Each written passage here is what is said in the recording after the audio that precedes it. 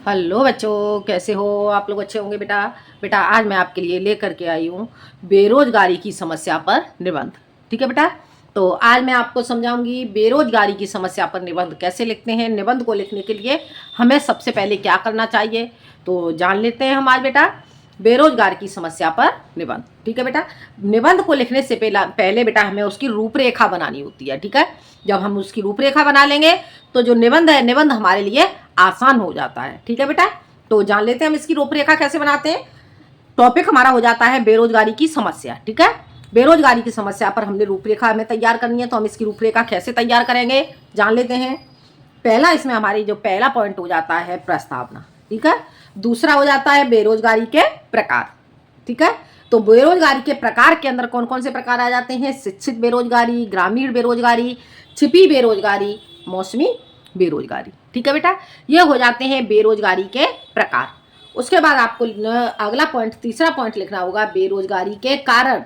बेरोजगारी के क्या कारण है, क्यों बेरोजगारी फैल रही है? तो बेरोजगारी के कारण हो जाते हैं जनसंख्या वृद्धि, शिक्षा प्रणाली की खामियां, यानी कि शिक्षा प्रणाली में कमियां। ठीक है। और उद्योग धंधे की कमी, उद्योग धंधों की कमी, तकनीकी प्रगति, भ्रष्टाचार और नीतिगत कमजोरी। ठीक है बेटा। अब अगला पॉइंट हो जाता है तुम्हारा, चौथा पॉइंट हो जाता है बेरोजगारी के दुष्परिणाम। बेरोजगारी के क्या परिणाम होते हैं? तो बेरोजगारी के परिणाम में हो जाता है आपका गरीबी। ठीक है। अपराध और सामाजिक अशांति, प्रतिभा नष्ट होना। अगला पॉइंट हो जाता है बेरोजगारी के समाधान के उपाय। पांचवा पॉइंट है आपका बेरोजगारी के समाधान के उपाय। बेरोजगारी के समाधान के क्या क्या उपाय करेंगे हम? ठीक है। तो इसके लिए हो जाएगा शिक्षा सुधार, स्वरोजगार को बढ़ावा, ग्रामीण विकास, उद्योगों का विकास, जनसंख्या नियंत्रण और उपसंहार। ठीक है बेटा। ये हो जाते हैं बेटा हमारे बेरोजगारी की समस्या पर जो हमारी रूपरेखा हमने तैयार की, हमारी बेरोजगारी की समस्या पर रूपरेखा। ठीक है। अब हम जानते हैं बेटा, हम इसके निबंध को लिखेंगे। तो अब जैसे हमने रूपरेखा तैयार कर ली, रूपरेखा तैयार करने के बाद हमें निबंध आसान हो जाता है लिखने के लिए। अब हम यहाँ से हम पहला पॉइंट लेंगे। हमारा पहला पॉइंट था प्रस्तावना। ठीक है। तो हमने पहला पॉइंट अपना ले लिया प्रस्तावना। प्रस्तावना में हम क्या लिखेंगे? बेरोजगारी का अर्थ है योग्य होने के बावजूद रोजगार न मिलना। ठीक है। बेरोजगारी का अर्थ क्या हो गया? बेरोजगारी का अर्थ है योग्य होने के बावजूद भी रोजगार न मिलना। यह समस्या हमारे देश में दिन प्रतिदिन बढ़ती ही जा रही है। हमारे देश की जनसंख्या बढ़ रही है पर राष्ट्र की प्रगति में बाधा बन गई है। आगे समझ में? एक बार फिर से देख लो। प्रस्तावना, प्रस्तावना क्या हो जाएगा? बेरोजगारी का अर्थ है योग्य होने के बावजूद लोगों को रोजगार नहीं मिल रहा है। ठीक है। रोजगार न मिलना, यह समस्या हमारे देश में प्रतिदिन बढ़ती ही जा रही है। हमारे देश की जनसंख्या बढ़ रही है, वह राष्ट्र की प्रगति में बाधा बन गई है। आगे समझ में? बेरोजगारी की समस्या का अर्थ क्या हो गया कि लोगों के शिक्षित होने पर भी उन्हें जो उनकी शिक्षा है, शिक्षा के अनुकूल उन्हें रोजगार नहीं प्राप्त हो पाना। आजकल के भ्रष्टाचार के कारण क्या हो रहा है कि जो लोग कम पढ़े लिखे हैं वो उन्हें नौकरियां मिल रही हैं अच्छी अच्छी पोस्ट पर, और जो वास्तव में पढ़े लिखे लोग हैं वो रह जाते हैं। ठीक है। तो ये क्या क्यों हो रहा है? हमारे देश के भ्रष्टाचार के कारण। ठीक है। आगे देखते हैं बेरोजगारी के प्रकार। बेरोजगारी के प्रकार क्या हो जाते हैं? बेरोजगारी के निम्न प्रकार हैं जो इस प्रकार हैं। ठीक है। अब हमें क्या करना है? बेरोजगारी के प्रकार थोड़ा सा हम बेरोजगारी के प्रकार में लिख देंगे कि बेरोजगारी के निम्न प्रकार हैं जो इस प्रकार हैं। अब हमने जो पॉइंट तैयार किए थे बेरोजगारी के, उन्हें ले लेते हैं और उन पे हम लिखेंगे। ठीक है। तो पहला पॉइंट हो जाता है हमारा शिक्षित बेरोजगारी। शिक्षित बेरोजगारी में हम क्या लिखेंगे?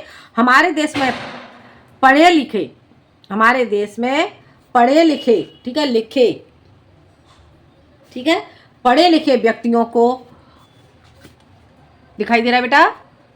हमारे देश में पढ़े लिखे व्यक्तियों को उनकी योग्यता के अनुसार काम नहीं मिल पा रहा है।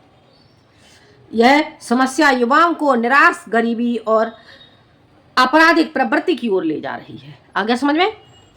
हमारे देश में पढ़े लिखे व्यक्तियों को उनकी योग्यता के अनुसार काम नहीं मिल पा रहा है। यह समस्या युवाओं को निराशा, बेरोजगारी, निराशा, गरीबी और आपराधिक प्रवृत्ति की ओर ले जा रही है।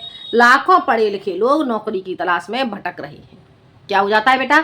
पढ़े लिखे होने के बावजूद जब लोगों को नौकरी नहीं मिलती है तो वो अपराध की ओर बढ़ जाते हैं। ठीक है। अगला पॉइंट हमारा हो जाता है ग्रामीण बेरोजगारी। ग्रामीण बेरोजगारी क्या होती है? गांव में अधिकांश लोग खेती पर निर्भर रहते हैं। गांव में अधिकांश लोग खेती पर निर्भर रहते हैं। खेती का कार्य कुछ समय तक तो चलता है, शेष समय में वे बेरोजगार रहते हैं। आगे समझ में? गांव में अधिकांश लोग क्या होता है? खेती पर निर्भर रहते हैं। गांव के जो जनता है, गांव के लोग खेती पर ही निर्भर रहेंगे, और खेती पर निर्भर रहने के कारण खेती में क्या होता है कि खेती में कुछ समय के लिए तो कार्य चलता है, और फिर बाद में उसके बाद क्या हो जाता है? शेष समय में वे लोग बेरोजगार रहते हैं। जैसे कि मान लो खेतों में कटाई बुवाई आदि के कार्य चलते हैं, तो उस समय पर उन्हें कार्य मिल जाता है, और उसके बाद में लोग बेरोजगार हो जाते हैं। ठीक है, आगे समझ में? अगला हो जाता है, जैसे कि मान लो हो गया खेत, जैसे गांव में खेती में जो कार्य होता है उस समय जो कार्य करने वाले लोग हैं उन्हें आसानी से कार्य मिल जाता है। ठीक है, अगला हो जाता है आपका छिपी बेरोजगारी। एक ही कार्य में आवश्यकता से अधिक लोग लग जाते हैं, उसे छिपी बेरोजगारी कहते हैं। एक ही कार्य को जिस कार्य को एक व्यक्ति कर सकता है उस कार्य के लिए चार चार व्यक्ति लग जाते हैं, तो उसे हम क्या कहेंगे? छिपी बेरोजगारी कहेंगे। ठीक है, एक ही कार्य में आवश्यकता से अधिक लोग लग जाते हैं, उसे छिपी बेरोजगारी कहते हैं। जैसे कि खेत के कार्य में 4 लोगों का कार्य एक ही व्यक्ति कर सकता है। ठीक है, अगला हो जाता है मौसमी बेरोजगारी। खेती और उससे जुड़े काम मौसम पर निर्भर होते हैं। जैसे खेती में कटाई बुवाई में काम मिल जाता है, बाकी समय में लोग बेरोजगार रहते हैं। ठीक है, मौसमी बेरोजगारी के अंतर्गत कौन कौन से आ जाते हैं बेटा?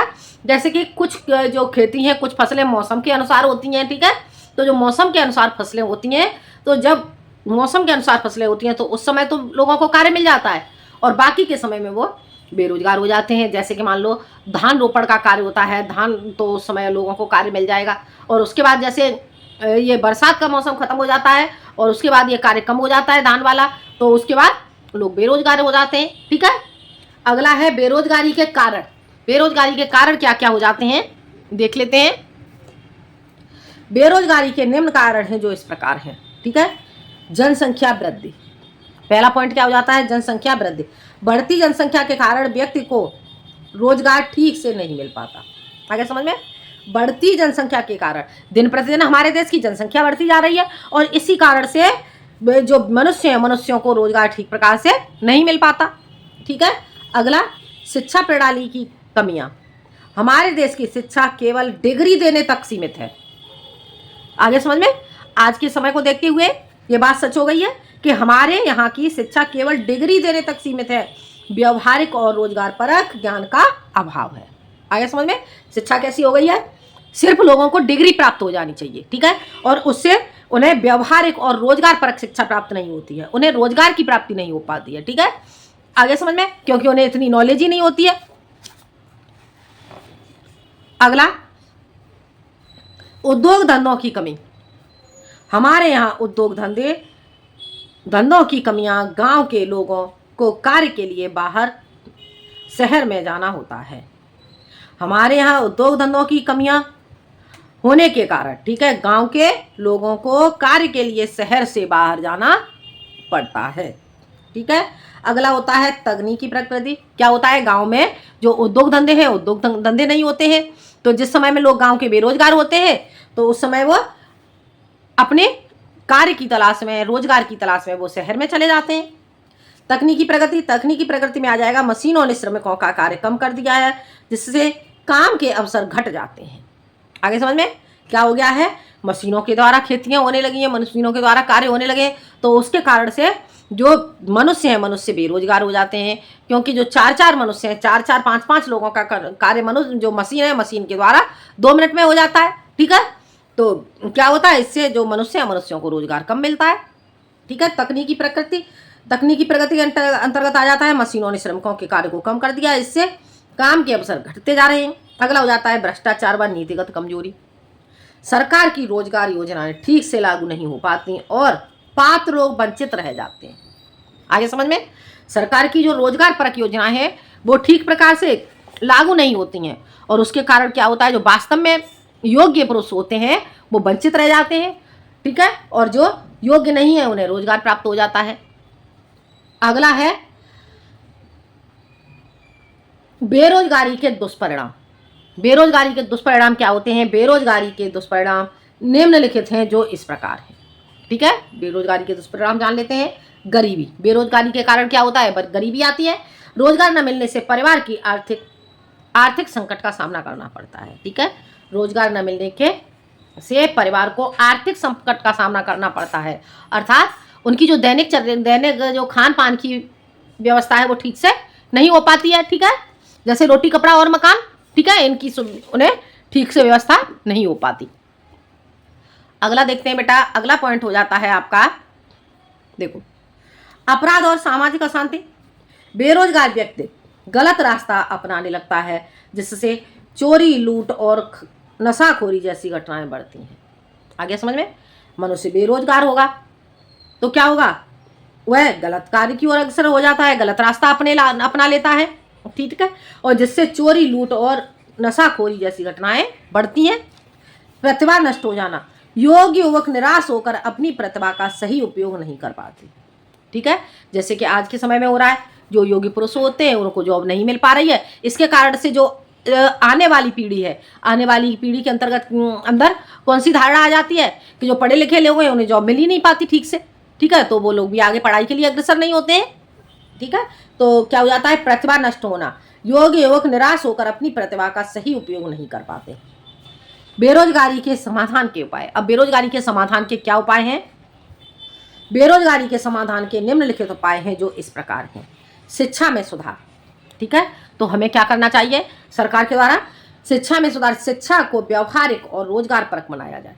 शिक्षा को व्यवहारिक और रोजगार परक बनाया जाए ताकि पढ़ाई पूरी होते ही छात्र काम के योग्य बन सके। आगे समझ में? शिक्षा में सुधार किस प्रकार से लाया जाना चाहिए? शिक्षा को कैसी? शिक्षा व्यवहारिक होनी चाहिए और कैसी होनी चाहिए? रोजगार परक होनी चाहिए। जैसे कि जो शिक्षा प्राप्त की और उस शिक्षा के प्राप्त करने के बाद छात्रों को तुरंत ही कार्य मिल जाना चाहिए। ठीक है, आगे समझ में? स्वरोजगार को बढ़ाना, युवाओं को अपने व्यवसाय शुरू करने के लिए सस्ता ऋण और मार्गदर्शन मिलना चाहिए। युवाओं को अपने व्यवसाय शुरू करने के लिए सस्ता ऋण और मार्गदर्शन मिलना चाहिए। ठीक है, अगला ग्रामीण विकास। स्वरोजगार, स्वरोजगार का अर्थ क्या हो गया? स्व का अर्थ हो गया अपना, अपने रोजगार को बढ़ावा देना। युवाओं को व्यवसाय शुरू करने के लिए, अपना रोजगार शुरू करने के लिए सस्ता ऋण और मार्गदर्शन मिलना चाहिए। ठीक है, ग्रामीण विकास, गांव में रोजगार प्राप्ति हेतु तो लघु उद्योग और कुटीर उद्योगों की स्थापना होनी चाहिए। आगे समझ में?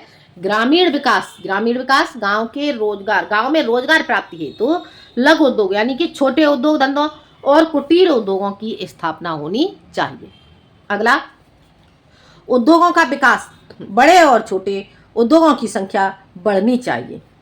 बड़े और छोटे उद्योगों की संख्या बढ़नी चाहिए ताकि लोगों को अधिक से अधिक रोजगार प्राप्त हो सके। ठीक है, जनसंख्या नियंत्रण, जनसंख्या पर नियंत्रण रहना चाहिए। ठीक है, तो जनसंख्या नियंत्रण से रोजगार की प्राप्ति आसानी से हो सकेगी, क्योंकि जनसंख्या कम होगी तो रोजगार के अवसर अधिक प्राप्त होंगे। ठीक है, उपसंहार, बेरोजगारी केवल आर्थिक समस्या ही नहीं है अपितु यह सामाजिक और राष्ट्रीय संकट भी है। यह यदि समय रहते इन पर ध्यान नहीं दिया गया तो यह राष्ट्र की प्रगति को रोक देगी। जब हर व्यक्ति को रोजगार प्राप्त होगा तभी समृद्ध और विकसित राष्ट्र बन पाएगा। ठीक है बेटा, एक बार उपसंहार फिर से देख लेते हैं। लास्ट पॉइंट होगा आपका उपसंहार, बेरोजगारी केवल आर्थिक समस्या ही नहीं है अपितु यह सामाजिक और राष्ट्रीय संकट भी है। यह समय रहते इस पर ध्यान नहीं दिया गया तो यह राष्ट्र की प्रगति को रोक देगी। जब हर व्यक्ति को रोजगार प्राप्त होगा तभी समृद्ध और विकसित राष्ट्र बन पाएगा। आगे समझ में बेटा? तो ये हो जाता है बेटा आपका बेरोजगारी की समस्या पर निबंध। बेटा निबंध आपको समझ में आ गया होगा, आप एक बार इसे अच्छे से पढ़ लें और समझ लें। ठीक है बेटा, तो बेरोजगारी की समस्या पर बेटा आपको निबंध समझ में आ गया होगा। बेटा वीडियो पसंद आए तो लाइक करें, शेयर करें और सब्सक्राइब करें। मिलते हैं हम अगले वीडियो में एक नए टॉपिक के साथ। जब तक के लिए धन्यवाद।